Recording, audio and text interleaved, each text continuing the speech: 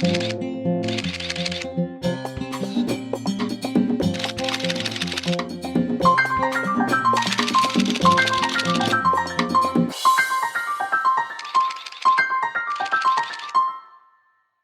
tal, amigos? Sean ustedes bienvenidos a un capítulo más de Pintando con Luz, y en este caso, bueno, traemos para ustedes a petición de algún amigo, de un buen amigo de nuestro canal, un análisis. Él nos pidió acerca de la FM2, un análisis de aquella cámara.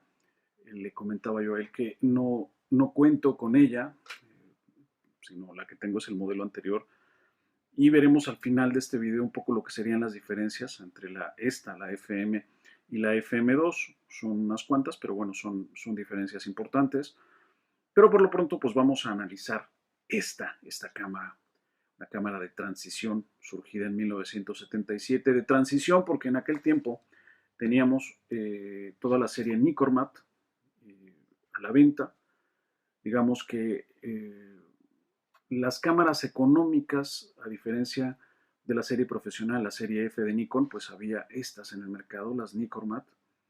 De todas formas eran tanques, unos tanques muy fuertes, como ya notarán, unas cámaras metálicas muy confiables, no muy baratas en su tiempo, pero eso sí, como ya les digo, bastante confiables. En aquel tiempo estaba muy de moda las cámaras, se pusieron de repente muy de moda las cámaras compactas, gracias a la Olympus OM1 y otras marcas de cámaras fotográficas, pues también se subieron al carro de las cámaras pequeñas, y las dimensiones se redujeron en cuanto, digamos, a la estética y a la moda en aquel tiempo. Cámaras, como ya les digo, pues pese a lo compacto, pues sí, de fácil agarre, pero bueno, interesantes de cualquier forma.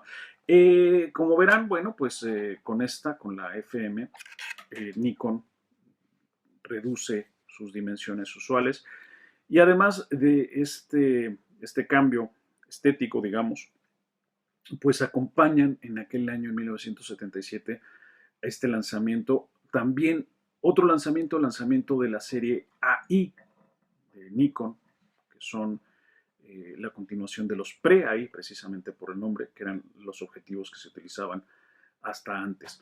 ¿Qué diferencia hay con estos objetivos nuevos? Bueno, que los enganches, bueno, aún se conservan las orejas de conejo, llamadas así, para seguir enganchando con cámaras anteriores. Con este enganche, pues transmitíamos la información de nuestro diafragma a la cámara, al cuerpo de la cámara, para poder informarle, digamos, al exposímetro de qué diafragma estábamos utilizando. Se conservan entonces estas orejas de conejo, pero también se añade este sistema que sería ya utilizado permanentemente hasta la fecha, esta pequeña ceja de enganche, que en esta cámara se transmite mediante el mismo a este disco, este arillo, que al moverse pues transmite la información del diafragma. Por eso, al estar el objetivo enganchado, en el momento que yo cambio de diafragma, pues este anillo responde y le da la información a la cámara sobre qué diafragma estoy utilizando, prácticamente para mantenerlo abierto, digamos, y tener así una exposición a través del diafragma abierto, y que el exposímetro sepa en realidad en qué diafragma estamos trabajando. De esa misma forma, el sistema mantiene la posibilidad de utilizar objetivos pre-AI, simplemente pulsando este botón, subiendo esta ceja para eliminar digamos el enganche con los objetivos posteriores, y que así los pre-AI entren fácilmente y no forcen el sistema. Únicamente que con aquellos objetivos tenemos que elegir el diafragma y luego tomar la lectura cerrando el mismo a través de nuestro comprobador de profundidad de campo, que es este botón. Lo pulsamos y de esta forma la lectura de luz entra directamente al exposímetro, haciéndolo pues mucho más preciso. De hecho, es la forma en que se lee con cualquier cámara que nos permita el desbloqueo de este sistema, sí, para que el objetivo enganche, el objetivo pre ahí, pero la lectura se haría a través del comprobador de profundidad de campo. Aprovecho que tengo el objetivo abierto para mostrarles una cualidad que tienen muchas de las cámaras Nikon, que es el autodisparo con bloqueo de espejo. En cámaras anteriores, como esta, nosotros podíamos manualmente bloquear el espejo, ya no solo con la necesidad o la posibilidad de evitar la trepidación con velocidades medias bajas. Con velocidades muy bajas en realidad casi no se nota, pero por ejemplo con una exposición de un 30avo de segundo, un 15avo de segundo, un octavo de segundo y con lentes un poquito más largos de lo normal, pues esa vibración que produce el espejo puede traducirse en una trepidación en nuestra toma. Entonces, pues el bloqueo del espejo pues, puede resultar una gran ayuda. Estas cámaras no tenían ya el bloqueo directo del espejo, pero Nikon lo solucionó de una manera muy efectiva, que es al utilizar el autodisparador, el reloj de autodisparo, cuando nosotros oprimimos el obturador para liberarlo y comenzar la cuenta atrás, como ustedes comprobarán, el espejo se levanta y no es hasta que se obtura que el espejo vuelve a bajar. De esta forma, evitamos trepidaciones, cámaras como la EM, la AM, la FA, muchas cámaras como esta tienen esa posibilidad y esa peculiaridad de que me parecen, pues ya digo, una gran ventaja. Vamos entonces a comentar lo siguiente respecto a esta cámara. Velocidades ya en un barril superior que van desde bulbo un segundo hasta llegar a un milésimo de velocidad. Velocidades mecánicas que con un sistema de relojería se pueden utilizar aún sin pila. En este caso, la batería, la pila que va aquí abajo, es únicamente para alimentar al exposímetro. Entonces podemos trabajar sin pila utilizando una tabla de exposición para calcular la exposición perfectamente. Entonces, una gran ventaja que muchos fotógrafos eh, apreciamos. Tenemos también la posibilidad de variar el ISO con la película que estemos trabajando, en aquel tiempo ASA, desde un 3200, podemos modificarlo según con lo que trabajemos hasta un 12 de ISO. Como siempre, tenemos un sistema de bloqueo y de apagado de exposímetro mediante la palanca. Cuando la palanca está cerrada hasta abajo, el obturador se bloquea y además el exposímetro se apaga. Es una buena forma de ahorrar batería, aunque a algunas personas, algunos fotógrafos les parecía un poco incómodo mantenerlo abierto en cuanto al agarre y todo esto. Bueno, a mí me parece que pese a todo es una buena medida de seguridad. Generalmente siempre nos olvidamos de apagar el equipo y esta es una forma de, a la hora de guardarlo, pues de mantenerlo apagado y ahorramos evidentemente pila.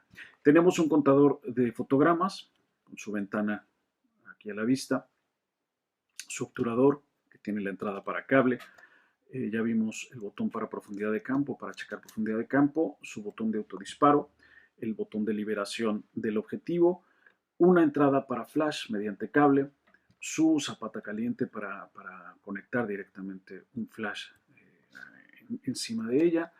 Tenemos en la parte de atrás, en el visor, una entrada para filtro, para añadir y corregir dioptrías en caso que tengamos algún problema de visión, para no utilizar el encuadre a través de nuestras gafas, pues es una forma de trabajar más cómodamente. Otra cosa muy interesante es el botón de exposición múltiple que está aquí. Yo puedo exponer varias veces un fotograma utilizando este botón, lo desplazo hacia un lado, una vez que he hecho mi primera toma, lo desplazo hacia un lado y al mover la palanca, manteniendo desplazado el botón, la película no se mueve, únicamente preparo mis palas del obturador para hacer una serie de exposiciones las veces que creativamente yo lo decida. Para rebobinar nuestra palanca de rebobinado, evidentemente hay que desbloquear la película cuando hemos terminado de trabajar en ella.